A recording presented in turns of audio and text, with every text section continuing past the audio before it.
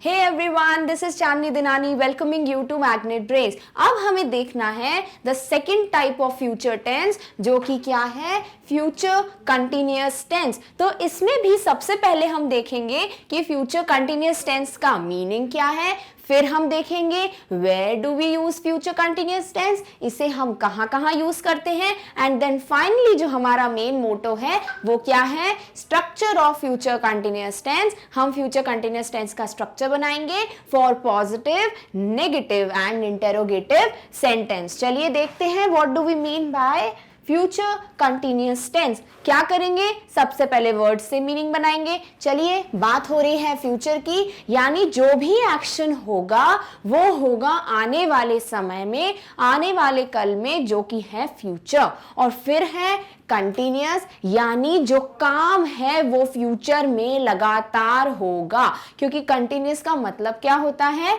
जो चीज लगातार हो. तो हमें पता चल गया कि इस टेंस का मतलब है ऐसा एक्शन या काम जो होगा कब, फ्यूचर में, भविष्य में, और लगातार होगा, कंटिन्यूअसली होगा, इसीलिए ये है फ्यूचर कंटिन्यूअस टेंस. चलिए मीनिंग देखते हैं. Future continuous tense indicates that something will occur in the future and continue, और कंटिन्यू होगा फॉर सम टाइम, यानी कि ये एक ऐसा टेंस है जो हमें ये बताता है कि जो भी एक्शन है वो कब होगा, फ्यूचर में होगा, भविष्य में होगा, और फिर कंटिन्यू करेगा ये कुछ समय के लिए. It will be continuing for some time, लगातार चलेगा. हो गया हमारा डेफिनेशन. चलिए एग्जाम्पल से समझते हैं.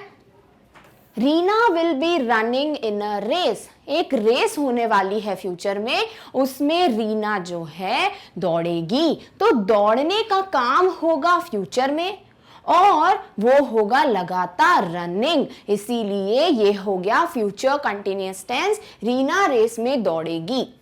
डन. चलिए next. Ashok will be competing against Anil in the race. और अशोक और अनिल एक दूसरे के खिलाफ जो है रेस में खड़े होंगे. कंपीटिंग यानी जब हमारा कंपटीशन होता है किसी से, उसको क्या लिखते हैं हम आईएनजी फॉर्म में, कंपीटिंग. तो अशोक और Anil will be competing, compete करेंगे रेस में. कंपीटिंग क्यों, क्योंकि कंपटीशन थोड़े वक्त के लिए चलेगा, कंटिन्यूअसली होगा. तो ये क्या हुआ, फ्यूचर कंटिन्यूअस टेंस. चलिए नेक्स्ट देखते हैं. I will be watching the race. मैं रेस देखूंगी. फ्यूचर में जो रेस होने वाली है वहां जाकर मैं रेस को लगातार देखूंगी, इसीलिए ये फ्यूचर कंटिन्यूअस का एग्जाम्पल हो गया. Next. I will be meeting the management. जब भी कोई ऑफिस, कंपनी, फैक्ट्री जहां काम होता है वहां पे क्या होता है, एक मैनेजमेंट होता है, यानी ऐसा ग्रुप ऑफ पीपल होते हैं जो पूरे काम को मैनेज करते हैं, पूरे इंस्टीट्यूशन को, ऑफिस को, फैक्ट्री को, स्कूल को क्या करते हैं, मैनेज करते हैं कि सब कुछ ठीक से हो रहा है कि नहीं, उसे हम कहते हैं मैनेजमेंट. तो यहां मैं बोल रही हूं मैं मैनेजमेंट से मीटिंग करूंगी, तो फ्यूचर में होगी मीटिंग और जाते से खत्म हो जाएगी क्या, नहीं, कुछ समय तक मीटिंग चलेगी. तो ये क्या हुआ, फ्यूचर कंटिन्यूअस टेंस. तो जब भी कोई एक्शन आने वाले समय में होगा और कंटिन्यूअसली चलेगा, उसे हम कहते हैं फ्यूचर कंटिन्यूअस टेंस. चलिए देखते हैं इसको यूज कहाँ करते हैं. Where do we use future continuous tense. तो पहले तो हमें नॉर्मली तो समझ आ गया कि आने वाले कल में लगातार होने वाला काम फ्यूचर कंटिन्यूअस का होगा. दूसरा, to make predictions in the future. अब जब हम प्रिडिक्शन की बात कर रहे थे कि आने वाले कल में क्या होगा, उसका हमने अनुमान लगाया है, तो वहां हमने इंडेफिनिट फ्यूचर भी देखा था. पर अगर वो अनुमान लगातार होगा, जो हमने प्रिडिक्शन किया है, हमारा मानना है वो लगातार होगा, तो वहां क्या हो जाएगा, फ्यूचर कंटिन्यूअस टेंस. चलिए एग्जांपल देखते हैं. Mother will be cooking dinner. मेरी मम्मा खाना बना रही होंगी. तो बनाने का काम फ्यूचर में लगातार होगा. कुकिंग ऐसा तो है नहीं है कि किचन में गए खाना बन जाएगा, नहीं, वो काम जो है लगातार चलेगा, फ्यूचर में होगा, इसीलिए हमने यहाँ बोला कि ये फ्यूचर कंटिन्यूअस की कंडीशन है. Mother will be cooking dinner. ठीक है. Next, he will be getting ready for school. वो स्कूल के लिए तैयार हो रहा होगा, यानी वो फ्यूचर में तैयार होने का काम लगातार करके, रेडी होने का काम लगातार करके अपने स्कूल के लिए जाएगा। तो क्या हुआ, फ्यूचर में रेडी होने का काम लगातार हुआ, तो he will be getting ready. Done. Next क्या है, दे विल बी हैविंग डिनर, वो खाना खा रहे होंगे, यानी वो जो है फ्यूचर में खाने का काम लगातार करेंगे। तो क्या हुआ, ये हुआ फ्यूचर कॉन्टिन्यूअस टेंस, यानी खाने का काम हो रहा है भविष्य में, फ्यूचर में, और होगा लगातार, इसीलिए ये फ्यूचर कंटिन्यूअस के एग्जाम्पल हो गए। तो इन्हें रटने का कोई मतलब होता नहीं है, आपको देखते से ही पता चल जाता है कि ये है फ्यूचर कंटिन्यूअस का एग्जाम्पल। चलिए अब क्या करेंगे, अब करेंगे हम अपना फेवरेट काम, वो है इस टेंस का स्ट्रक्चर बनाएंगे। तो क्या करोगे भाई, हम लिखेंगे सबसे पहले नॉर्मल स्ट्रक्चर। चलिए लिखिए, सब्जेक्ट, वर्ब, ऑब्जेक्ट। किसकी बात हो रही है, फ्यूचर की। फ्यूचर में कौन हेल्पिंग वर्ब आ गए थे भाई, फ्यूचर में बोला था हेल्पिंग वर्ब ने कि विल और शैल को खरीद के ले जाओ, आ गया विल शैल।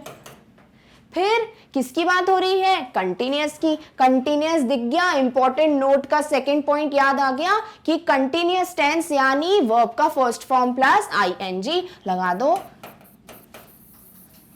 और ऑब्जेक्ट। क्लियर है, तो यहां हो गया subject will shall plus verb का first form plus ING plus object. पर यहां क्या होता है, जैसे प्रेजेंट का जो था प्रेजेंट कंटिन्यूअस और जो पास्ट का था पास्ट कंटिन्यूअस, वहां उन्होंने बोला था कि हमने हेल्पिंग वर्ब स्टार्ट किया था लेना, राइट। इंडेफिनेट प्रेजेंट में भी कोई हेल्पिंग वर्ब नहीं था, इंडेफिनेट पास्ट में भी कोई हेल्पिंग वर्ब नहीं था, वहां कॉन्टिन्यूअस टेंस से हेल्पिंग वर्ब आना स्टार्ट हुआ था। यहां पे फ्यूचर ने क्या किया था, वो हेल्पिंग वर्ब जो है इंडेफिनेट से ही लेकर आ गया था। तो अब फ्यूचर बोल रहा है कि अगर मैं इंडेफिनेट में प्रेजेंट और पास्ट से ज्यादा आगे हूं, मैं मॉडर्न हूं क्योंकि मैंने मॉडल वर्ब्स यूज किए हैं, तो मैं यहां पे भी कुछ नया करूंगा, प्रेजेंट पास्ट की तरह वैसी ही चीजें फॉलो नहीं करूंगा। तो यहां विल और शैल ने आपस में सोचा कि अपन ऐसा क्या नया ऐड करें, ऐसी क्या क्रिएटिविटी करें कि अपन प्रेजेंट और पास्ट से अलग दिखें। तो विल और शैल ने बोला, भाई एक काम करते हैं, अपन भी एक वर्ब रख लेते हैं। अपन भी क्या करते हैं, एक वर्ब को अपने साथ रख लेते हैं। तो विल और शैल ने बोला, अच्छा ऐसा कौन सा वर्ब है बताओ तो मुझे। तो फिर विल ने बोला, तुम्हें पता है कि जब परफेक्ट कंटिन्यूअस टेंस की बात होती है तो वहां पर बी का आप थर्ड वाला बीन रख लेते हो। जैसे आपने प्रेजेंट परफेक्ट कंटिन्यूअस में और पास्ट परफेक्ट कंटिन्यूअस में बीन को रख लिया था, तो वैसे ही इसने बोला विल ने, क्यों ना अपन भी कुछ इसी की फैमिली का रख ले। तो शैल ने बोला, भाई किसको रखेंगे, फर्स्ट फॉर्म को रखेंगे कि सेकंड फॉर्म वॉज वर को रखेंगे कि थर्ड फॉर्म बीन को रखेंगे। तो विल ने बोला, शैल ने बोला एक दूसरे से डिस्कशन के बाद कि वॉज वर तो ले ही नहीं सकते, ये तो खरीद के ले गए, कौन, पास्ट टेंस। फिर बीन जो है भाई ये तो परफेक्ट के लिए रहने दो, परफेक्ट टेंस में हमको भी तो चाहिए ये। तो फिर क्या बचता है, फिर बचता है बी, इसीलिए इन लोगों ने बी को अपने साथ रख लिया और विल और शैल के साथ बी का भी एडिशन हो गया। और बी ही क्यों लिया, क्योंकि ये देखो वर्ब का फर्स्ट फॉर्म है और इनडेफिनेट में हम सिर्फ फर्स्ट फॉर्म को एंट्री ही देते हैं। तो अगर ये सेकेंड या थर्ड फॉर्म को गलती से अपने साथ ले आते तो इनको घर के अंदर एंट्री मिलती ही नहीं, क्योंकि यहाँ पर सेकेंड और थर्ड का आना बिल्कुल मना है। तो कौन आ गया, यहाँ आ गया फर्स्ट फॉर्म ऑफ बी, जो कि खुद क्या है, बीई।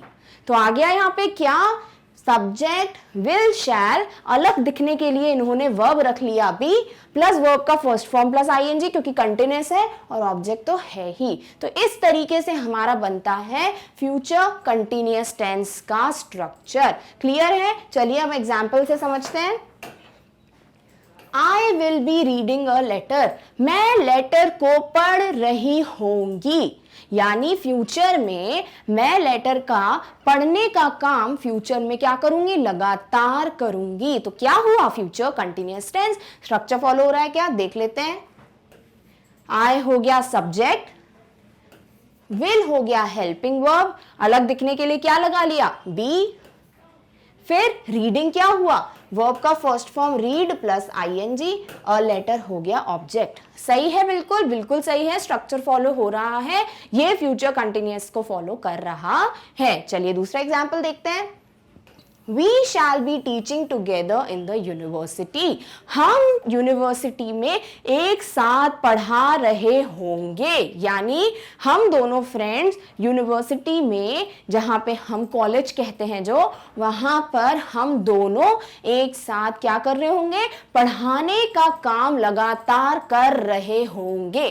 क्या हुआ, फ्यूचर लगातार हो रहा है, कंटिन्यूअस। तो देखते हैं क्या फ्यूचर कंटिन्यूअस का स्ट्रक्चर फॉलो कर रहे हैं। वी क्या हुआ, सब्जेक्ट, शैल हो गई हेल्पिंग वर्ब, बी हो गया अलग दिखने के लिए, टीचिंग हो गया worst form plus ING, together in a university हो गया ऑब्जेक्ट। क्या स्ट्रक्चर फॉलो हुआ, बिल्कुल हो रहा है। Next sentence, he will be singing in the competition, वो कॉम्पिटिशन में गाना गा रहा होगा, यानी जब कॉम्पिटिशन स्टार्ट होगा तो वो सिंगिंग का काम, गाने का काम लगातार करेगा। कॉम्पिटिशन में जाके गाना लगातार गाएंगे तभी तो जजेस हमको मार्क्स देंगे, तो ये क्या होगा, कंटिन्यूअसली होगा। तो ये क्या हुआ, ये हुआ future continuous tense. Structure follow हो रहा है क्या, देखते हैं। ही हो गया सब्जेक्ट, विल हो गया हेल्पिंग वर्ब, बी हो गया अलग दिखने के लिए हेल्पिंग वर्ब की मदद, सिंगिंग हो गया first form plus ING, in the competition हो गया ऑब्जेक्ट। क्लियर है, स्ट्रक्चर फॉलो हो रहा है। Next example, they will be participating in the task, वो लोग टास्क में पार्टिसिपेट करने का काम कर रहे होंगे, यानी फ्यूचर में जो टास्क होगा, जो हमको दिया जाएगा करने के लिए, उसमें हम पार्टिसिपेट यानी कि हिस्सा लेने का काम लगातार कर रहे होंगे। अगर आप पार्टिसिपेट करोगे और जैसे ही कंपटीशन या टास्क स्टार्ट होगा तो वो लगातार ही पार्टिसिपेशन होगा, राइट। तो क्या हुआ, ये हुआ फ्यूचर कंटिन्यूअस। चलिए देखते हैं स्ट्रक्चर फॉलो हो रहा है क्या। दे हो गया सब्जेक्ट, विल हो गया हेल्पिंग वर्ब, बी हो गया कुछ अलग दिखने के लिए हेल्पिंग वर्ब के साथ, पार्टिसिपेटिंग क्या हुआ, participate plus ING, V1 plus ING, और इन द टास्क हो गया ऑब्जेक्ट। तो स्ट्रक्चर फॉलो हुआ, बिल्कुल हुआ। चलिए लास्ट एग्जाम्पल देखते हैं। You will be telling a story, तुम कहानी बता रहे होगे। जब कहानी बताओगे तो फ्यूचर में, और कहानी एक बार में तो नहीं बोल सकते, कहानी खत्म हो गई, हम लगातार स्टोरी बोलेंगे। तो क्या हुआ, वो हुआ फ्यूचर कंटिन्यूअस टेंस। क्या स्ट्रक्चर फॉलो हो रहा है, देख लेते हैं। यू हो गया सब्जेक्ट, विल हो गई हेल्पिंग वर्ब, बी अलग दिखने के लिए मदद, टेलिंग हो गया V1 प्लस आईएनजी, और अ स्टोरी हो गया ऑब्जेक्ट। तो बिल्कुल इन सारे सेंटेंसेस में ये स्ट्रक्चर फॉलो हो रहा है और हमें समझ आ गया कि बी कैसे आया। क्लियर है। चलिए अब क्या करेंगे, इसका हम नेगेटिव बनाएंगे। बहुत इजी है, नेगेटिव बनाने में कोई मेहनत नहीं है। क्या करोगे, N for negative, N for not, और नॉट को लगा दोगे हेल्पिंग वर्ब के बाद। पहले क्या करेंगे, स्ट्रक्चर बनाएंगे। चलिए, सब्जेक्ट प्लस विल शैल, क्योंकि फ्यूचर है, क्योंकि फ्यूचर कंटिन्यूअस को अलग दिखना था प्रेजेंट और पास्ट से, उन्होंने एक नई चीज बी को भी यूज कर लिया। प्लस बी के बाद क्या है, कंटिन्यूअस टेंस है तो वर्ब का first form plus ING plus object. तो ये तो हमारा सेंटेंस है ही। अब नेगेटिव बनाने के लिए क्या करोगे, हेल्पिंग वर्ब देख के उसके बाद नॉट रख देंगे। देखिए हेल्पिंग वर्ब ये रही, विल और शैल है हमारी हेल्पिंग वर्ब, इसके बाद हम रख देंगे नॉट। तो क्या बनेगा स्ट्रक्चर, स्ट्रक्चर बन जाएगा हमारा सब्जेक्ट प्लस विल और शैल, या तो विल या शैल जो हमारी हेल्पिंग वर्ब है। क्या इसके बाद नॉट है, बिल्कुल है, plus not plus be plus verb का first form ING plus object. ये चीजें तो हमें बिल्कुल क्लियर है। नेगेटिव और इंटेरोगेटिव तो बच्चों की बात हो गई। चलिए क्वेश्चंस देखते हैं क्या है। I will not be reading a letter, मैं लेटर पढ़ने का काम नहीं कर रही होंगी। तो ये क्या हुआ, नेगेटिव नहीं। देखते हैं भैया हेल्पिंग वर्ब के बाद नॉट है क्या, हेल्पिंग वर्ब है विल, नॉट लगा है बाद में, बिल्कुल लगा है। तो ये क्या हुआ, करेक्ट सेंटेंस हो गया। Next, we shall not be teaching together in the university, हम दोनों यूनिवर्सिटी में एक साथ नहीं पढ़ा रहे होंगे। तो नहीं आ गया, नेगेटिव आ गया। देखिए हेल्पिंग वर्ब के बाद आ रहा है नॉट, बिल्कुल, शैल के बाद नॉट आ रहा है। तो ये सेंटेंस का स्ट्रक्चर बिल्कुल करेक्ट है। Next sentence, He will not be singing in the competition, वो कंपटीशन में गाना नहीं गा रहा होगा। तो ये क्या हुआ, नहीं, नेगेटिव। देखो भैया हेल्पिंग वर्ब के बाद नॉट है क्या, देख लेते हैं, ये विल, ये नॉट, बिल्कुल सही है। तो ये भी स्ट्रक्चर करेक्ट फॉलो कर रहे हैं। नेक्स्ट देखते हैं, they will not B participating in the task, वो टास्क में हिस्सा नहीं ले रहे होंगे।